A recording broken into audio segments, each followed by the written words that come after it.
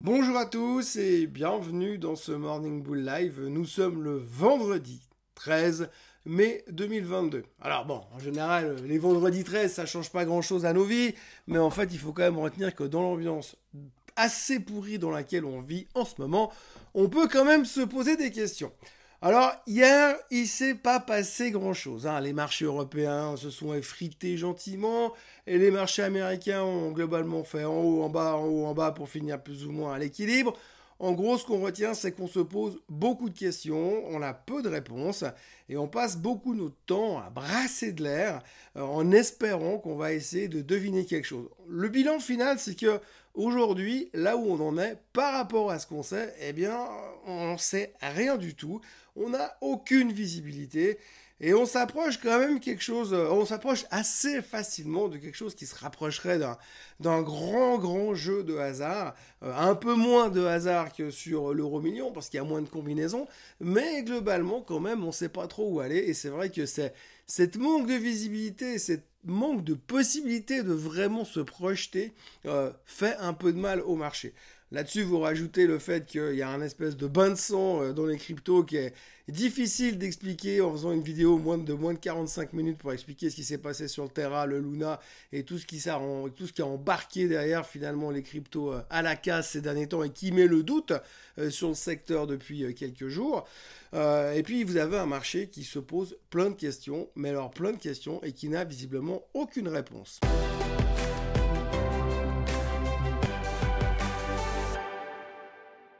Je vais être franc avec vous, j'ai vraiment l'impression que je me répète et que je vous raconte toujours les mêmes choses et les mêmes choses et les mêmes choses. Malheureusement, aujourd'hui, quand on regarde ce qui se passe sur les marchés, eh bien, on est vraiment dans cet environnement où on tourne en rond et puis on n'arrive pas vraiment à trouver la sortie. Donc c'est comme si vous mettez une souris dans une espèce de casserole et vous la faites tourner, elle va tourner en rond jusqu'à qu'elle essaie de trouver une sortie. Probablement, c'est comme c'est rond et qu'il n'y a pas de sortie, ça peut durer un bon moment. Pour l'instant, nous, on se pose la question avec les taux, avec l'inflation, avec les actes de la Fed. Est-ce que ça suffira? Est-ce que ça suffira pas? En gros, la grande question de base qu'on a en ce moment, c'est est-ce que le fait que la Fed soit en train de monter les taux, comme l'a encore répété M. Powell hier en disant qu'il allait continuer à monter les taux, en tout cas 2 fois de 0,5% lors du meeting du mois de juin et du mois de juillet, et qu'il était prêt à faire plus si besoin. Alors on ne sait pas si ça veut dire plus que 0,5% par meeting ou ça veut dire encore une fois 0,5% en septembre. C'est pas très clair dans sa discussion. Il y a eu un gros interview qui a été enregistré. On a quelques bribes qui sont sorties mais qui devraient sortir ce soir à la télé américaine. Donc on en saura certainement plus par rapport à ça. Mais de nouveau, même lui, clairement, ce qu'on ressort, c'est qu'il n'en sait rien. On sait que s'il monte les taux trop vite, trop fort, il va freiner l'économie trop violemment, l'économie va tomber en récession et c'est la merde totale. Ou alors il va monter les taux juste pas assez, mais l'inflation va continuer à monter et ce sera aussi un problème pour l'économie derrière. Donc de toute façon, ça va être très difficile et arriver à cette chirurgie ultra délicate pour réussir à monter les taux pas trop fort mais assez quand même pour freiner l'inflation tout en laissant l'économie en croissance pour arriver à ce qu'on appelle un soft landing, ça ne sera pas facile. Là aussi, Powell, il l'a dit, ça ne sera pas facile. Il a aussi dit que s'il avait su, eh bien, il aurait fait différemment. Il aurait probablement monté les taux un peu plus tôt. Le problème, c'est qu'effectivement, comme il l'explique aujourd'hui, il ne savait pas ce qui allait se passer aujourd'hui, il y a 6 mois en arrière, parce que je rappelle quand même qu'il y a 6 mois, on était dans une inflation sous contrôle et une inflation transitoire. Donc, il ne savait pas ce qui allait se passer aujourd'hui, et aujourd'hui, il ne sait pas ce qui va se passer demain. Par contre, il sait ce qui s'est passé il y a 6 mois. Ça, évidemment, on le sait tous. Donc, la grande question dans laquelle on se trouve aujourd'hui, c'est qu'est-ce qui va se passer et comment ça va être managé. À partir de là, comme on ne sait pas ce qui va se passer, comme on ne sait pas comment l'économie va réagir par rapport à ces hausses de taux, il est impossible, économiquement parlant et mathématiquement parlant, de faire des projections. On ne sait pas ce qui va se passer. Hier, on a eu les chiffres du PPI. Alors le PPI, c'est celui qui vient avant le CPI. C'est-à-dire que si le PPI commence à ralentir brutalement, ça veut aussi dire qu'il y aura un impact sur le CPI derrière. Effectivement, puisque les prix à la production, s'ils commencent à baisser, ça veut dire que finalement, les entreprises qui vendent des produits vont pouvoir commencer à être un peu moins chères, donc du coup baisser aussi le coût du consommateur tout en bas. Donc là aussi, on a eu la même situation que le CPI 48 heures auparavant.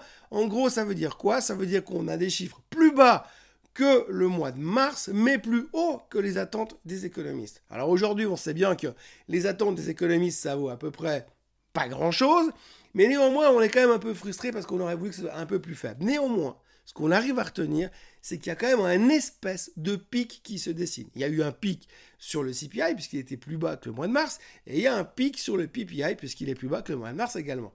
Ce qui laisse à entendre, peut-être, qu'il y a un peu d'espoir. Il y a même des gars qui se disaient hier dans le marché, mais peut-être que la Fed va commencer à interpréter le fait qu'elle va peut-être pas monter les taux aussi vite puisque l'inflation est en train de ralentir.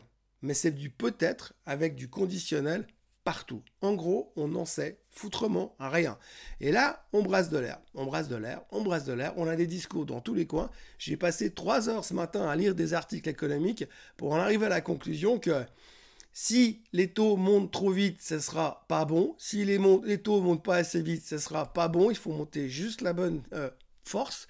Mais ça, personne ne sait ce qu'est la bonne force. Donc, on n'en sait rien. On peut spéculer comme des bêtes tous les jours par rapport à ce qui va se passer. On n'en sait foutrement rien. La seule chose que l'on sait aujourd'hui, c'est que le S&P 500 est à ça du bear market. Et ça, c'est la préoccupation du moment. À ça du bear market, ça veut dire 3837,5. Quand on aura cassé ce niveau-là sur le S&P 500, on sera en bear market. Pour l'instant, on n'y est pas encore. On y est à un poil de pas grand-chose, mais pour l'instant, on n'y est pas encore. Donc, c'est la certitude, le seul chiffre sur lequel on peut se baser, c'est le bear market. Après, comme vous le voyez sur le tableau qui s'affiche, on voit grosso modo combien de temps a duré un bear market au fur et à mesure des années et combien de temps on a mis pour ressortir du bear market par rapport au dernier plus haut et combien de pourcentage on a perdu au total durant ces bear markets. C'est super, ça nous donne une idée de combien de temps ont duré les précédents bear markets. Ça nous donne aucune certitude sur combien de temps va durer celui-là, parce qu'on en sait là aussi rien du tout. On sait qu'un bear market, il dure en moyenne 289 jours, mais en moyenne, ce qui veut dire que pour faire une moyenne, sachant qu'on a eu 28 ou 29 bear markets depuis une centaine d'années, ça veut dire que si vous faites une moyenne de tout ça, il y en a qui ont duré 400 jours et d'autres qui ont duré 16 jours, comme celui qu'on a eu en 2020 lors de la pandémie de Covid. Donc du coup, on ne sait pas. Encore une fois, on ne sait pas. Et j'ai vraiment l'impression que le maître mot du marché aujourd'hui, c'est du on ne sait pas. Les gens sont dans une phase de give up, on est en train de rendre les armes. On n'a pas encore eu visiblement des ventes de panique puisque les pics de volatilité ne sont pas montés encore assez haut, puisque les volumes de vente ne sont pas encore montés assez haut, mais on sent que les gens sont en train de rendre les armes. Un des exemples typiques, c'est Zoom. Zoom, vous vous souvenez, il y a encore une année et demie, vu qu'on parlait avec les gens qu'avec Zoom, puisqu'on pouvait plus se rencontrer en présentiel, eh bien avec Zoom qui n'arrêtait pas de monter, tout le monde était méga bullish, ça devait aller à 500, à 1000, c'était génial, c'était le Graal. Et puis depuis, le Zoom n'a fait que baisser. Et ce qui est assez intéressant, c'est qu'il y avait un des derniers analystes qui était méga bullish, qui était encore en recommandation de suracheter, d'acheter massivement sur Zoom. Il avait un target à plus de 300 il y a encore quelques semaines. Il était bullish depuis les $400 sur Zoom. Hier, à 85, le mec, il a rendu les armes et il dit « Ouais, de toute façon, ça ira jamais plus haut que 90. C'est de la merde. Je veux plus jamais entendre parler. » Donc, on sent qu'il y a quand même une capitulation qui est en train de se faire dans les titres. On l'a vu récemment sur les titres dont je parle depuis plusieurs jours, MicroStrategy, on l'a vu également sur Rivian, on l'a vu sur Coinbase. Tout ça est en train de lâcher, de capituler. On l'a vu même typiquement encore sur un titre comme Affirm hier. Vous savez, Affirm, c'est cette société qui vous permet d'acheter sur Internet mais de payer plus tard. En gros, c'est du crédit online direct.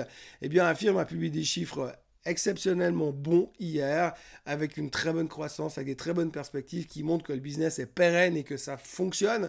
Alors, la problématique dont va devoir faire face Affirm, c'est la hausse des taux, forcément. Plus ça sera cher au niveau des emprunts, moins les gens ils vont commencer à dépenser. Ça, c'est un problème de consommateur, évidemment. Mais quand on regarde les chiffres d'Affirm, ils étaient relativement bons, ce qui a entraîné un rebond de 30%. Un rebond de 30% sur des publications positif. Alors vous me direz 30% sur des publications positives, c'est exceptionnel. Oui, sauf qu'en fait le titre il valait $180 il y a encore 6 mois en arrière, qu'aujourd'hui il vaut 18, enfin hier soir à clôture il valait 18, et qu'aujourd'hui elle devrait ouvrir à 24, plus 30%. Alors c'est spectaculaire, soit, mais enfin on vient quand même de 180. Donc Oui, il y a des rebonds qui sont en train de faire sur des espèces de cadavres que plus personne voulait depuis des semaines. Donc tout ce secteur de nouvelles ultra hyper technologies sont en train de se reprendre par moment parce que les gens font du repêchage. On a aussi vu un très bon comportement ces dernières heures des voitures électriques puisque Rivian a confirmé ses perspectives et ses ventes pour cette année. On verra comment ça va se produire ces prochains temps, mais tout d'un coup, les gens se repositionnent un petit peu sur ce genre de choses. Mais c'est vrai qu'on est plus en train d'essayer de faire du fine-tuning et de jouer à un rebond où on n'est pas vraiment convaincu que le rebond arrive, puisque derrière, on a toujours cette inquiétude de voir une inflation qui nous impacte, une croissance économique qui pourrait ralentir et surtout un consommateur qui pourrait être à ça de nous lâcher. À côté de ça, on a le baril qui remonte de nouveau à quasiment à 108 dollars. Tous les jours, il reprend 2 dollars. L'autre jour, il a perdu 10 dollars sur la Chine, soit, mais depuis, ça fait que de remonter. Donc, on est bientôt de nouveau à 110 sur le baril. Donc, ça n'aide pas non plus la confiance et ça n'aide pas non plus à baisser ces chiffres de l'inflation, forcément, puisqu'il y a une cause à effet quasiment directe.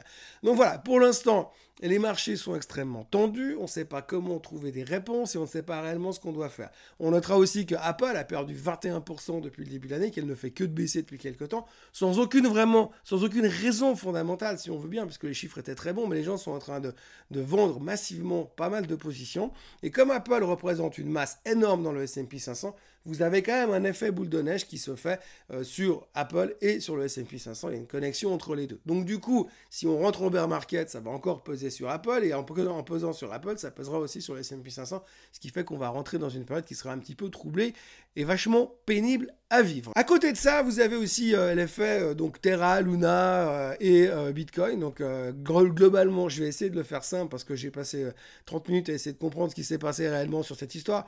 Mais en gros, le Terra est une crypto-monnaie qui était pégée avec le dollar, donc qui devait bouger uniquement avec le dollar, qui était jamais très éloigné du dollar. Et puis, il était backé par une réserve de dollars et de Bitcoin. Et du coup, quand tout d'un coup, ça a commencé à peser parce que les mecs n'arrivaient plus à arbitrer pour remonter le prix du Terra, eh bien, ils ont dû commencer à liquider leur position. Donc, ils ont dû commencer à liquider leur position en Bitcoin. Et puis, quand vous avez des grosses positions en Bitcoin que la crypto-monnaie Terra avait acheté à 42 000 dollars, qui avait fait monter le Bitcoin à l'époque en direction des 50 000.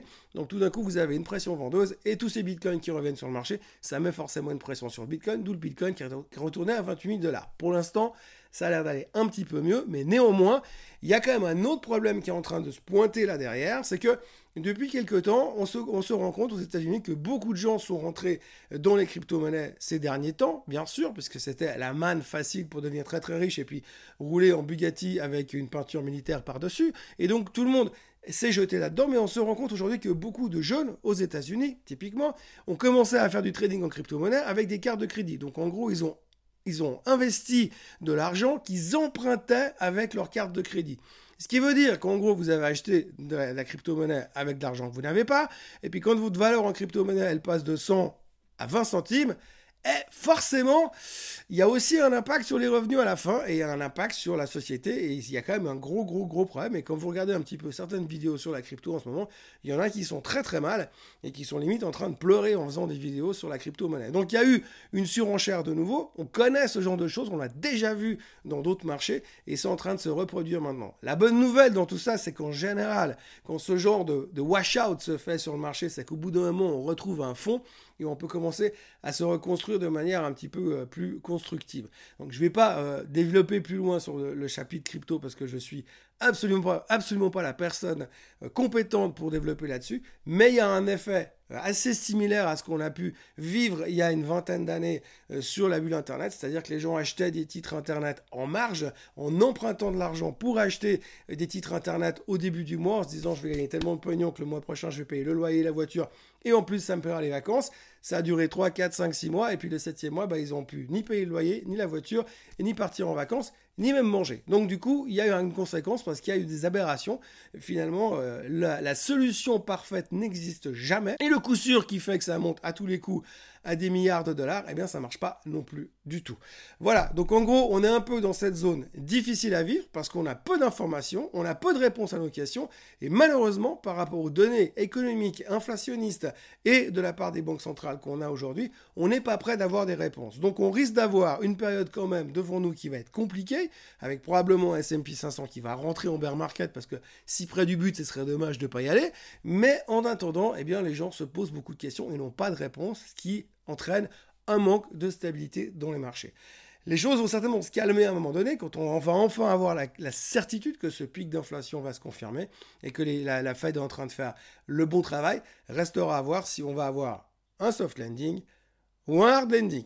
Et la réponse, on ne l'aura pas tout de suite, ni lundi prochain. Voilà ce qu'on pouvait dire aujourd'hui sur le monde merveilleux de la finance. N'oubliez pas de vous inscrire à la chaîne Suisse Côte Suisse, d'activer la cloche, tout ça, machin, pour être avisé quand il y a des nouvelles vidéos, de liker cette vidéo. Et puis moi, je vous retrouve comme d'habitude avec peut-être ma voix habituelle lundi matin, si tout va bien. Passez un très bon vendredi 13, un très bon week-end, et je vous retrouve encore tout à l'heure pour un Swiss Bliss du vendredi, comme d'habitude. Allez, à lundi. Bye bye.